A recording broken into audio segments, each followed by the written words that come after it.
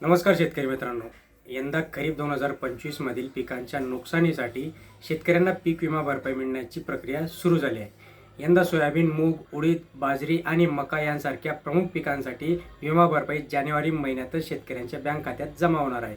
मात्र कापूस आणि तुरीसाठी ही जी काही प्रक्रिया ही थोडी उशिराने होणार आहे, जसं की मार्च-एप्रिलमध्ये ही होईल.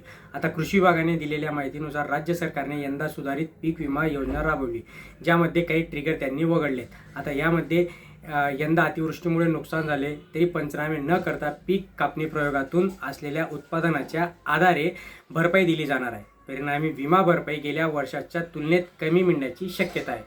खरीप पिकांच्या कापणी प्रयोगाची माहिती राज्याने केंद्र सरकारकडे पाठवली आहे. यामध्ये पिकांचे तांत्रिक नुकसान आणि उत्पादनाची गुणवत्ता यामध्ये अंदाजबाबत सविस्तर माहिती देण्यात आलेली आहे. आता ही जी काही माहिती आहे केंद्र सरकारच्या पोर्टलवर अपलोड केली जाणार आहे. यानंतर शेतकऱ्यांना देय विमा भरपाई निश्चित केली जाणार आहे. त्यांच्या खात्यामध्ये जवळपास 2400 कोटी रुपयांचा जो काही पहिला हप्ता असणार आहे तो हप्ता डिपॉझिट होणार आहे. त्याच्यानंतर दुसरा हप्ता डिपॉझिट लगेच करण्यात येणार आहे.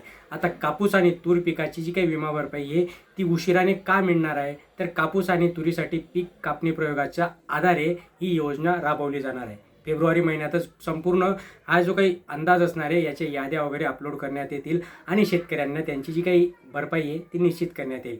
मार्च किंवा एप्रिल महिन्यात ती मिळण्याची शक्यता आहे आणि या संदर्भातील अधिकृत माहिती देखील कृषी विभागाकडून देण्यात आली.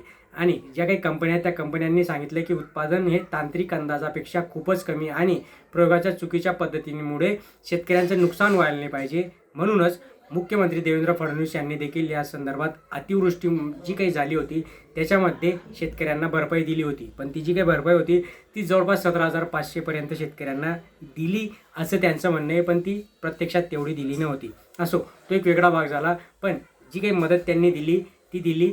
पण आता जे काही कापूस आणि तूर आहे, कापूस आणि तूरसाठी एप्रिल आणि मार्च-एप्रिलच्या मध्ये शेतकऱ्यांना ही नुकसान भरपाई मिळणार आहे. म्हणजे यंदा जो काही पीक विमा आहे तो पीक विमा लवकरच शेतकऱ्यांच्या खात्यामध्ये ट्रान्सफर होणार आहे. मित्रांनो, आनंदाची बातमी आहे. खूप दिवसानंतर आपण भेटतोय. आता कंटिन्यू आपण अपडेट देत जाणार आहोत. चॅनलला सबस्क्राईब करून ठेवा, लाईक करा, शेअर करा. धन्यवाद.